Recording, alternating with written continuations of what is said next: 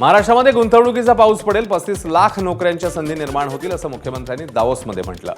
राज्यामध्ये सध्या तिसरी मुंबई उभी राहत असून या क्षेत्राकरता मोठ्या प्रमाणात गुंतवणूक मिळण्याचे संकेत मुख्यमंत्र्यांनी दिले. सुमारे 10 ते 12 वेगवेगळ्या क्षेत्रातल्या उद्योगांशी सध्या समन्वय साधला जातोय. नवी मुंबई विमानतळाजवळ education city, innovation city, sports city आणि मेडी सिटी सारखे प्रकल्प उभारले जात आहेत. गेल्या दशकात महाराष्ट्राने सातत्याने 10% अधिक विकास दर राखलाय. याच गतीने काम करत राहिलो तर 2032 ऐवजी 2030 पर्यंतच महाराष्ट्र $1 ट्रिलियन अर्थव्यवस्था बनवण्याचं उद्दिष्ट गाठू शकतं असा विश्वासही मुख्यमंत्र्यांनी व्यक्त केला. हम जो तीसरी मुंबई तैयार कर रहे हैं, इस तीसरी मुंबई के लिए बहुत बड़े पैमाने पर हम लोग निवेश देख रहे हैं. मतलब मैं अगर कहूँ तो करीब 675 स्क्वायर किलोमीटर का एक पूरा एरिया ये ओपन अप हुआ है, जहाँ पर हम लोग एक प्रकार से नई मुंबई बसाना चाहते हैं. वहाँ हम लोग एजू सिटी तैयार कर रहे हैं, वहाँ हम मेडी सिटी तैयार कर रहे हैं, हम स्पोर्ट्स सिटी तैयार कर रहे हैं, वहाँ हम इनोवेशन सिटी तैयार कर रहे हैं, वहाँ GCC सिटी तैयार कर रहे हैं. तो मुझे ऐसा लगता है कि थीम बेस्ड ऐसा एक बहुत हमारा अप्रोच बड़ा है कि जिसमें बहुत निवेश भी आएगा और बहुत अच्छे हाई पेड जॉब्स भी वहाँ पर तैयार होंगे. मुख्यमंत्री फडणवीसांनी दावोसमध्ये महाराष्ट्रासाठी मोठी गुंतवणूक खेचून आणली आहे. जागतिक आर्थिक मंचात आतापर्यंत 8 आघाडीच्या कंपन्यांसोबत तब्बल 6,70,000 कोटी रुपयांचे करार झाले आहेत. एकूण गुंतवणूक 7 लाख कोटींच्या घरात गेल्याची माहिती आहे. गुंतवणुकीमुळे राज्यात तब्बल 9,74,000 नव्या रोजगार संधी निर्माण होणार असल्याचंही सांगितलं जात आहे. मुंबई महापालिकेचा यंदाचा अर्थसंकल्प सादरीकरण लांबणीवर जाण्याची शक्यता आहे. कायद्यानुसार दरवर्षी 5 फेब्रुवारीपर्यंत बजेट सादर करणं बंधनकारक असताना यंदा महापालिकेने मुदतवाढ मागितली आहे. 4 मार्चपर्यंत वेळ वाढवून देण्याची मागणी नगरविकास विभागाला पत्राद्वारे करण्यात आली आहे. महापौर, उपमहापौर आणि प्रमुख समित्यांच्या निवडणुका न झाल्यामुळे वेळेचं नियोजन कठीण झाल्याचं कारण पालिकेकडनं देण्यात आलं आहे. त्यामुळे गेल्या वर्षी 4 फेब्रुवारीला सादर झालेलं बजेट यंदा मात्र उशिरा मांडलं जाईल अशी शक्यता आहे. कोल्हापुरात ईव्हीएम जिंदाबाद असं लिहिलेलं होर्डिंग ठाकरेंच्या शिवसेनेचे जिल्हाप्रमुख रविकिरण इंगवलेंनी कोल्हापुरातल्या अनेक चौकांमध्ये लावले, त्यामुळे नव्या वादाला तोंड फुटण्याची शक्यता आहे. रविकिरण इंगवलेंच्या भावाचा निवडणुकीत पराभव झाला, त्यानंतर इंगवले यांनी अशा पद्धतीने पोस्टरबाजी केल्याचं पाहायला मिळतंय. जळगावात सोन्याच्या दराने 1.5 लाखांचा टप्पा पार केलाय. चांदीच्या दराने 3,20,000 रुपयांचा टप्पा पार केला. अमेरिकन राष्ट्राध्यक्ष डोनाल्ड ट्रम्प यांनी अनेक देशांवर टॅरिफ लावलाय, त्यामुळे अनेक देशात युद्धजन्य परिस्थिती निर्माण झाली आहे. सुरक्षित गुंतवणूक म्हणून अनेक देशांनी सोनं चांदीमध्ये मोठ्या प्रमाणात गुंतवणूक केल्यानं सोन्याचे आणि चांदीचे उच्चांकी दर पाहायला मिळतात. चांदीचे भाव जवळजवळ 24,000 रुपयाने वाढलेले आहे. 3,18,000 रुपये चांदीचा आज भाव आहे. सोन्या चांदीचे भाव वाढायचे जे कारण आहे जिओपॉलिटिकल टेन्शन जे सातत्याने सुरू आहे. टॅरिफ रेट वॉर जो मागच्या वर्षी जो होता तो परत आता सुरू झालेला आहे. या टॅरिफ रेट वॉरमुळे जे मार्केट्स आहे एकदम अनस्टेबल झालेले आहे आणि अनस्टेबिलिटीमुळे ही इन्व्हेस्टमेंट जी आहे ही सोन्यामध्ये गेलेली आहे. कारण की जेव्हाही मार्केट अनस्टेबल होता ते सेफ्टीसाठी इन्व्हेस्टर आपली इन्व्हेस्टमेंट ही सेफ इन्व्हेस्टमेंटकडे वळवतात आणि सोनं चांदी हे सध्याच्या स्थितीत सेफ इन्व्हेस्टमेंट म्हणून झालेलं आहे. बँक कर्मचाऱ्यांनी 5 दिवसांचा आठवडा लागू करण्याच्या मागणीकरता 27 जानेवारीला देशव्यापी संपाची हाक दिली आहे. युनायटेड फोरम ऑफ बँक युनियनकडनं संपाची घोषणा करण्यात आली आहे. मुंबईतल्या आझाद मैदानावर एकदिवसीय आंदोलन होणार आहे. LIC, रिझर्व्ह बँक, नाबार्ड आणि सेबीमध्ये 5 दिवसांचा आठवडा लागू असताना बँक कर्मचाऱ्यांनी तोच न्याय मिळावा अशी मागणी करण्यात आली आहे. या संपाच्या पार्श्वभूमीवर राज्यातल्या सर्व शहरांमध्ये निदर्शनं, मेळावे आणि मोर्चे काढण्यात येणार आहेत. यवतमाळमध्ये लाडकी बहीण योजनेचा हप्ता न मिळाल्यामुळे महिलांचा संताप पाहायला मिळाला. संतप्त महिलांनी थेट महिला आणि बालकल्याण विभागाच्या कार्यालयावर धडक देत जोरदार आंदोलन केलंय. KYC प्रक्रिया पूर्ण करून तात्काळ हप्ते द्यावेत, अन्यथा ही योजना सर्वांसाठी बंद करण्यात यावी अशी ठाम मागणी महिलांनी अधिकाऱ्यांकडे केली. हप्त्यांच्या विलंबामुळे लाभार्थी महिलांमध्ये तीव्र नाराजी व्यक्त होताना पाहायला मिळते. 8 दिवस झाले इथे चक्रा मारत आहे आणि 2 महिने झाले. नोव्हेंबर आणि डिसेंबरचा महिना मला आलाच नाही. मी रोजमजुरी करण्यावाली महिला आहे. माझ्याकडे माझ्या अकाउंटही खाली आहे. माझ्याकडे काहीच नाही, शेती नाही. माणूस 200 रुपये 300 रुपये कमावते आणि मी पण शेतीत जाते. माझ्या घरी मी एकटीच लाभ घेण्यावाली असूनही मला तो लाभ मिळत नाही आहे. आता अशी परिस्थिती झाली की ज्या महिलांनी KYC चुकीची केली आहे त्यांचा लाभ शासन स्तरावरून बंद झालेला आहे. त्याच्यामुळे बऱ्याचशा महिला दररोज आमच्याकडे 200-400 महिला आमच्या कार्यालयाकडे येत आहेत. आम्ही त्यांना समजावता की बा तुम्ही अर्ज द्या. त्यांचे आम्ही अर्ज घेत आहे की आमची KYC चुकल्यामुळे आमचा लाभ बंद झालेला आहे. असा अर्ज घेऊन आम्ही तो शासन स्तरावर पाठवत आहे आणि आमच्या कार्यालयाकडूनही शासन स्तरावर महिला बाल विकास विभागाचे सचिव, महिला बाल विकास विभागाचे आमचे आयुक्त यांच्याकडे KYC पूर्णतः पुन्हा सुरू करून या सर्वांना लाभ सुरू करण्याबाबत कारवाई सुरू आहे. पुण्याची निवडणूक झाली, आता आमच्याकडे लक्ष द्यावं अशी जोरदार मागणी करत पुण्यात अखिल भारतीय विद्यार्थी परिषदेने आंदोलन केलंय. पुण्यातल्या मॉडर्न कॉलेज समोर विद्यार्थ्यांनी कॅन्टीन, स्कॉलरशिप, फी सवलत यासह तब्बल 25 मागण्यांकरता निदर्शनं केली. विशेष म्हणजे नवनिर्वाचित भाजप नगरसेविका आणि मॉडर्न कॉलेज प्राचार्य निवेदिता एकबोटे यांच्या कॉलेज समोरचं आंदोलन झालं. विद्यार्थ्यांच्या प्रलंबित प्रश्नांकडे तात्काळ लक्ष द्यावं अशी मागणी आंदोलकांनी केली. वाहतूक नियंत्रण अधिसूचनेत गुजराती भाषेचा वापर करण्यात आल्यानं संताप व्यक्त होतोय. मुंबई अहमदाबाद राष्ट्रीय मार्ग 19 आणि 20 जानेवारी रोजी मुंबईकडे जाणाऱ्या अवजड वाहनांसाठी बंद ठेवण्यात आलाय. या संदर्भात पालघर जिल्हाधिकारी तथा दंडाधिकारी कार्यालयाने काढलेल्या वाहतूक नियंत्रण अधिसूचना पत्रकात मराठी आणि हिंदीबरोबरच गुजराती भाषा विराजमान झाली आहे. जिल्ह्याला खेटून असलेल्या गुजरातमधील प्रशासन त्यांच्या अधिसूचनेत शेजार धर्म पाळत नसताना जिल्हा प्रशासनाला गुजरातीबद्दल एवढा कळवळा कशाला, असा संतप्त सवाल या निमित्ताने स्थानिकांकडून विचारला जातोय. जळगाव जिल्ह्यातील पारोळा तालुक्यातील सध्या अस्तित्वात नसलेल्या उजाड भाटपुरी गावच्या नावावर 4907 बोगस जन्माच्या नोंदी आढळून आल्या आहेत. या पार्श्वभूमीवर भाजपचे माजी खासदार किरीट सोमय्या यांनी जळगावातल्या पारोळ्यात प्रत्यक्ष भेट देऊन मुख्य कार्यकारी अधिकारी आणि पोलीस अधीक्षक यांच्याकडून या प्रकरणाची माहिती घेतली. पारोळा पोलिसात गुन्हा दाखल झाला असून पोलिसांनी आरोपी बिहार येथील अजय कुमार दुबे याला अटक केली आहे. आरोपी 5 नावं आणखी समोर आली आहेत. हॅक झालेलं असं वाटतंय की बहुधा ऑक्टोबर, नोव्हेंबर, डिसेंबरमध्ये हॅक झाली आहे सिस्टम असं दिसतंय. मुख्यमंत्री देवेंद्र फडणवीस यांनी एक SIT पण स्थापित केली आहे. पण 1 महिना आपल्या सगळ्यांना माहीत आहे की निवडणुकांमध्ये गेला आहे. आता या कार्याला गती मिळेल. उत्तर प्रदेशमध्ये पण रायबरेली आणि जौनपूरमध्ये असाच प्रकारचे जन्म नोंद एका ठिकाणी 52,000 जन्म नोंदी घेण्यात आलेल्या आहेत. आरोपी बिहारचे आहेत आणि त्यात मास्टर माइंड कोण आहे त्या अजून पोलिसांचा तपास सुरू आहे. रताळा ग्रामपंचायतमध्ये एक भटपुरी गाव म्हणून ज्या गावामध्ये लोक राहत नाही, उजल गाव आहे, त्या गावाचं नावाने कोणतरी 4907 बर्थ सर्टिफिकेट जनरेट केलं. ही जे birth certificate CRS portal civil registration system आहे ती CRS पोर्टल मार्फतीने जनरेट केलेलं आहे आणि ही सर्व फ्रॉड पद्धतीने जनरेट केलं अशा तक्रार होत्या. त्या तक्रारानुसार आम्ही गुन्हा दाखल करण्यात आलेला आहे.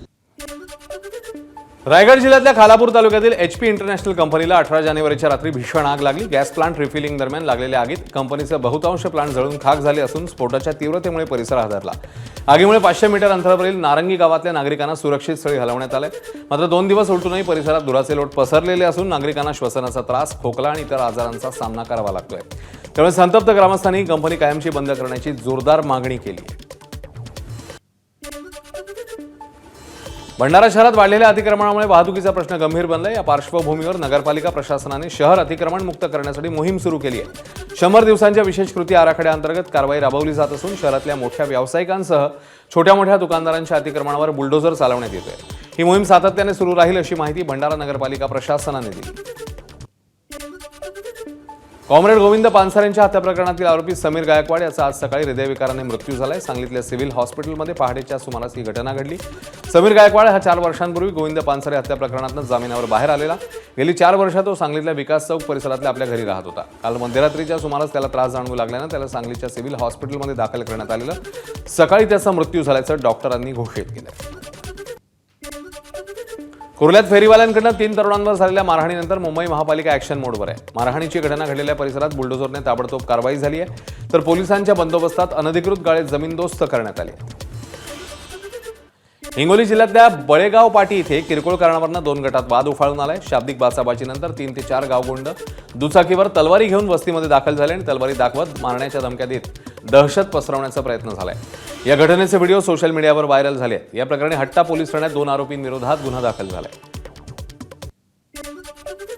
पुण्याच्या येरवडा परिसरातल्या एका हॉटेलमध्ये टोळक्यांनी राडा केला. मॅनेजरला टोळक्यांकडून मारहाण झाली. हॉटेलमधील सामानाची तोडफोड करत दहशत माजवण्याचा प्रयत्न झालाय.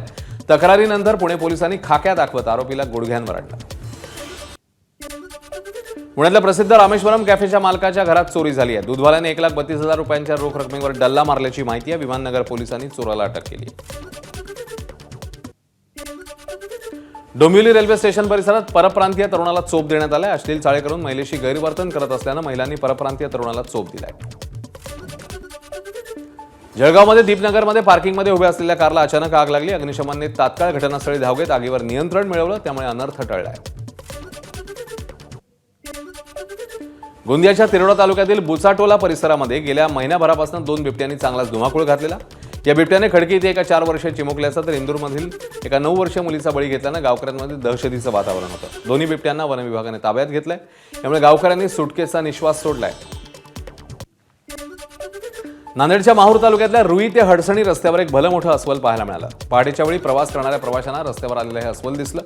या भागात अस्वलाच्या हल्ल्यामध्ये अनेकांना इजा झाली होती, मात्र वन विभागाला अस्वल सापडलं नाही. आता अस्वलाने मुख्य रस्त्यावर दर्शन दिल्यानं स्थानिकांमध्ये मात्र घबराट पसरली आहे. गोवा मुंबईनंतर आता सोलापुरातल्या इंदूरसाठी देखील विमानसेवा सुरू होणार आहे. सोमवार, बुधवार, गुरुवार या आठवड्यातनं 3 दिवस ही विमानसेवा उपलब्ध असेल. बीडच्या परळीत पुरणपोळीची महापंगत पार पडली आहे. परळी वैद्यनाथ मंदिराच्या पायथ्याशी संत जगमित्र नागा महाराजांच्या उत्सवानिमित्ताने 15,000 भाविकांकरता पुरणपोळीच्या महापंक्तीचं आयोजन करण्यात आलं. या पुरणपोळी महापंक्तीत 2 क्विंटल शुद्ध तूप, 1,500 लिटर दूध, आमटी भाताचा महाप्रसाद भाविकांना वितरित करण्यात आला. गेल्या 40 वर्षांपासून हरिभक्तपरायण गोवर्धन महाराज ही परंपरा पार पाडतायत. कांदिवली बोरिवली दरम्यान 6व्या मार्गिकेचं काम पूर्ण झालंय, त्यामुळे विरार लोकल आणखी फास्ट धावणार आहे. मुंबई सेंट्रल पासून बोरिवलीपर्यंत मेल एक्सप्रेस आणि लोकल ट्रेन परस्परांना अडथळा न बनता स्वतंत्रपणे धावतील. देवाच्या आळंदीमध्ये इंद्रायणी नदी पुन्हा एकदा फेसाळली आहे. केमिकलयुक्त मैला मिश्रित पाणी इंद्रायणी नदीत सोडलं जात असल्यानं वारंवार इंद्रायणी नदी फेसाळती आहे. प्रशासनाकडनं तात्पुरत्या स्वरूपात उपाययोजना केल्या जात असल्यानं नागरिकांकडनं मात्र संताप व्यक्त होतोय.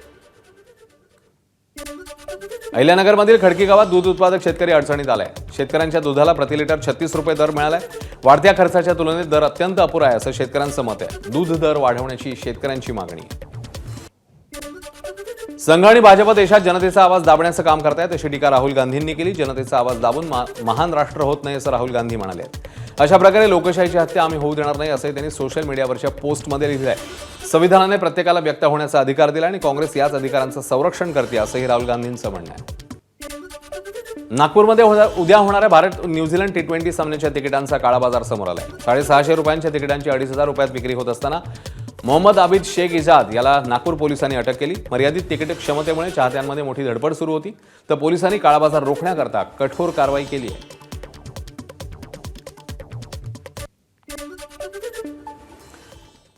या होत्या काही घडामोडी. आता राजकीय बातम्यांचा वेगवान आढावा घेऊया.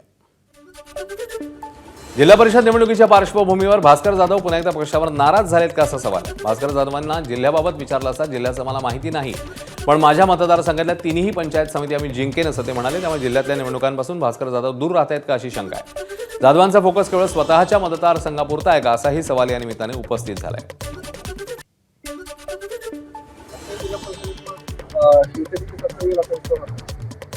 मला संपूर्ण जिल्ह्याचं काही सांगता येणार नाही, परंतु माझ्या मतदारसंघामध्ये 3ही पंचायत समिती 100% मी जिंकेन. चिपळूणमध्ये भास्कर जाधवांनी पुन्हा एकदा भाजपवर जोरदार टीका करत राजकीय वातावरण तापवलंय. मला उभं राहायला अजून 4 वर्ष शिल्लक आहेत, पण हे ऐकणार नाही तसा टोला त्यांनी लगावलाय. भाजप ज्यांच्याशी मैत्री करतं त्यांना आधी संपवतं असा घणाघाती आरोपही भास्कर जाधवांनी केलाय. जिल्हा परिषद आणि पंचायत समिती सदस्यांचे अर्ज भरताना त्यांनी भाजपवर थेट हल्लाबोल करत राजकीय वर्तुळामध्ये खळबळ उडवून दिली. मला आता उभं राहा अजून 4 वर्ष आहे, मी काय ऐकतोय काय ना याला. पण आता जे कोणी गेले होते त्याला कळेल काय ते. या पुन्हा एकदा जवळ तुम्ही आम्ही या तालुक्यामध्ये पुन्हा एकदा फुलका उभा करू, पुन्हा एकदा आपली शाखामती करू. हे आव्हान मी तुम्हाला या ठिकाणी विनंतीवर आव्हान करतो. झाली गेली ती गंगा आणि राहिलं ते तीर्थ.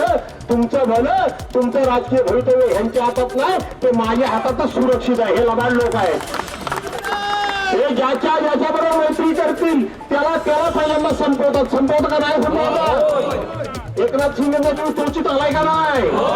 अजितदादाची अवस्था काय झाली, रामदास आठवलेंची अवस्था काय झाली बघितली का नाही. दापोलीमध्ये भाजप विरुद्ध शिवसेना सामना रंगल्याचं पाहायला मिळतंय. एकला चलो रेचा नारा दिल्यावर योगेश कदम यांनी भाजपवर टीका केली आहे. मी गाफील राहणारा पुढारी नाही, 100% तयारी झाली असं कदम म्हणतायत. तर हिंदुत्वाच्या गोष्टी करणाऱ्या विरोधकांसोबत बैठका घेत आहेत, हे दुर्दैव आहे असा हल्लाबोल देखील योगेश कदम यांनी भाजपवर केलाय. शिवसेना आरपीआयला एकत्र आहे, परंतु अन्य घटक पक्ष येतील की नाही मला माहिती नाही. परंतु मी काय गाफील राहणारा पुढारी अजिबात नाही. माझी 100% तयारी झालेली आहे. सोबत आला तरी ठीक, नाही आला तरी ठीक. जसं खेळला 21-0चा निकाल आपण सगळ्यांनी मिळून दिला, तसाच 18-0चा निकाल ह्या दापोली तालुक्यामध्ये 100% करणार हा विश्वास आजच्या घडीच्या निमित्ताने जे आजपर्यंत हिंदुत्वाचं चर्चा करत होते आपले असे काही घटक पक्ष होते की हिंदुत्वाच्या नावाने अनेक रॅल्या काढल्या, अनेक तिथे मोर्चे काढले, परंतु ज्या हिंदुत्वाला ज्या पक्षाने विरोध केला आज त्यांच्यासोबतच आज ते युती करायला बैठका घेतात. ह्याच्यापेक्षा दुसऱ्या कुठे दुर्दैव असू शकत नाही, दुर्दैव असू शकत नाही. आणि आपलं हिंदुत्व 100% कडवट आहे. आपलं हिंदुत्व कडवट असताना परंतु आपण कुठल्याही समाजामध्ये धर्मामध्ये आपण तेढ निर्माण करायचं काम केलं नाही. जिल्हा परिषद पंचायत समिती निवडणुकांच्या उमेदवारी अर्ज भरण्याच्या शेवटच्या टप्प्यात रायगड जिल्ह्यातल्या महाड पंचायत समिती आणि जिल्हा परिषद निवडणुकीकरता शिवसेना नेते भरत गोगावलेंनी शक्ती प्रदर्शन केलं. गोगावलेंच्या उपस्थितीत उमेदवार आपला उमेदवारी अर्ज दाखल करतायत. गोगावलेंनी आपल्या खास शैलीत हवेत नॅपकिन फिरवत विरोधकांना एक प्रकारे इशाराच दिलाय. रायगडमध्ये या निवडणुकीसाठी शिवसेना आणि राष्ट्रवादी काँग्रेस आमने सामने आहे. काही ठिकाणी युती होईल, काही ठिकाणी होणार नाही असं चित्र आहे. परंतु झाली तरी ठीक आहे आणि नाही झाली तरी ठीक आहे. शेवटी जे आम्ही काम करतो त्याला जनता निवडून द्या. काही ठिकाणी युती होईल, काही ठिकाणी होणार नाही असं चित्र आहे. परंतु झाली तरी ठीक आहे आणि नाही झाली तरी ठीक आहे. शेवटी जे आम्ही काम करतो त्याला जनता निवडून द्या. सोलापुरातल्या मांढा तालुक्यातल्या मानेगाव जिल्हा परिषद निवडणुकीसाठी भाजपने पृथ्वीराज सावंत यांना उमेदवारी दिली. या निवडीसोबत भाजपने शिवाजी सावंत यांना न्याय देण्याचा प्रयत्न केलाय. शिवाजी सावंत शिवसेनेचे मंत्री तानाजी सावंत यांचे ज्येष्ठ बंधू असून कौटुंबिक वादानंतर शिवाजी सावंत यांनी शिवसेना जिल्हा संपर्क प्रमुख पदाचा राजीनामा दिलेला. ते भाजपमध्ये प्रवेश करण्यासाठी प्रयत्न करत होते. मात्र तानाजी सावंत यांच्यामुळे शिवाजी सावंत यांचा पक्षप्रवेश रखडला होता असं पृथ्वीराज सावंत यांनी सांगितलेलं. आता मात्र भाजपने पृथ्वीराज सावंत यांना जिल्हा परिषद उमेदवारी देऊन शिवाजी सावंत यांना न्याय दिल्याचंच बोललं जात आहे.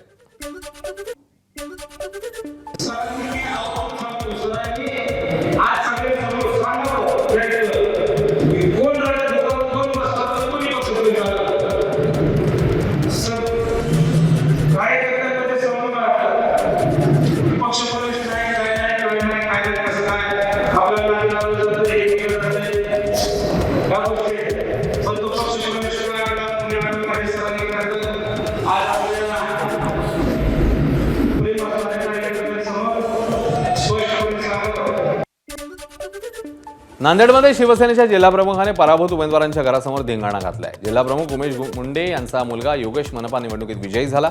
त्यानंतर प्रतिस्पर्धी उमेदवार दीपक पाटील यांच्या घरासमोर जाऊन मध्यरात्री जिल्हाप्रमुखांनी फटाके फोडले. मद्यधुंद अवस्थेत असलेल्या मुंडे यांनी भाजपच्या उमेदवाराला तुझा संतोष देशमुख करतो अशी धमकी दिल्याची देखील तक्रार दीपक पाटील यांनी पोलिसात दिली आहे. मात्र पोलिसांनी शिवसेनेच्या जिल्हाप्रमुखाला पाठीशी घालत त्याच्यावर अदखलपात्र गुन्ह्याची नोंद केली आहे. छत्रपती संभाजीनगरच्या सिल्लोडमध्ये जिल्हा परिषदेत शिवसेना स्वबळावर लढेल अशी घोषणा आमदार अब्दुल सत्तार यांनी केली. सिल्लोडमध्ये भाजपची ताकद नाही असा दावा त्यांनी केलाय. तर संभाजीनगरात एकत्रित निवडणुकीसाठी सेना भाजपची जुळवाजुळव सुरू असल्याचं त्यांनी म्हटलं. सिल्लोड मतदारसंघात मात्र सत्तारांची स्वबळाचीच भूमिका आहे. पहिलेच घोषणा केलेली एक जिल्हा परिषद सोयगाव सिल्लोड या आम्ही स्वतंत्र लढणार आहे आणि धनुष्यबाण निशाणीवरच लढणार आहे. राहिला प्रश्न आता संजनाताई आणि माझं बोलणं झालं का ते माझ्याकडे सदिच्छा भेटसाठी आले होते. आमची ही चर्चा झाली की कन्नड ही त्यांनी सांगितलं की आम्हाला स्वयंबळावर लढायचं आहे. तर मला असं वाटतंय का आता कन्नड सिल्लोडचा निर्णय माझ्या माहितीप्रमाणे चर्चेमध्ये झालेला आहे. पण बाकीचा संजनाताई त्यांच्या मतदारसंघाचा प्रश्न आहे, तेच याच्यावर अंतिम निर्णय घेतात. परभणीमध्ये जिल्हा परिषद निवडणुकीत भाजप शिवसेना युती होण्याचे स्पष्ट संकेत आहेत. मंत्री संजय राठोड, मेघना बोर्डीकर आणि स्थानिक नेते जागा वाटपाचा अंतिम निर्णय घेतील. विशेष म्हणजे परभणी महापालिका निवडणुकीत ही युती झाली नव्हती. मात्र जिल्हा परिषदेसाठी दोन्ही पक्ष एकत्र येत असल्याचं चित्र आहे. परभणी जिल्हा परिषदेच्या एकूण 54 जागांसाठी निवडणूक होणार असून युतीमुळे राजकीय समीकरण बदलण्याची शक्यता वर्तवण्यात येते. धाराशिव जिल्हा परिषद निवडणुकीत अध्यक्षपदाचा दावा सोडून मैदानात उतरा असं आव्हान शरद पवारांच्या राष्ट्रवादीच्या पदाधिकारी सक्षणा सलगर यांनी अर्चना पाटील यांना दिलं. धाराशिवच्या 13 गटातनं राष्ट्रवादी शरद पवार पक्षाकडनं सक्षणा सलगर जिल्हा परिषद रिंगणामध्ये आहेत. भाजपकडनं अर्चना पाटील 13 गटातनं निवडणूक लढण्याची शक्यता आहे. जिल्हा परिषद अध्यक्ष ओपन महिलेसाठी राखीव आहे, तर भाजपकडनं अर्चना पाटील यांच्या नावाची चर्चा पाहायला मिळते. मी निवडणूक लोकशाहीसाठी लढवते. कुठलंही पद मला नको आहे. जिल्हा परिषद अध्यक्ष पदाची मी दावेदार नाही. तिथे एक सामान्य गृहिणी थांबली पाहिजे आणि त्याला पहिली स्वाक्षरी सक्षणा सलगरची असेल. हेच त्या म्हणू शकतात का? हा माझा चॅलेंज आहे. त्यांचा बाईट घ्या आणि विचारा, त्यांना विचारा की तुम्ही जिल्हा परिषद अध्यक्ष पदाचा दावा सोडताय का? त्या सोडणार नाहीत. तसं असेल तर रिंगणात उतरा. एबीपी माझा, उघडा डोळे बघा नीट.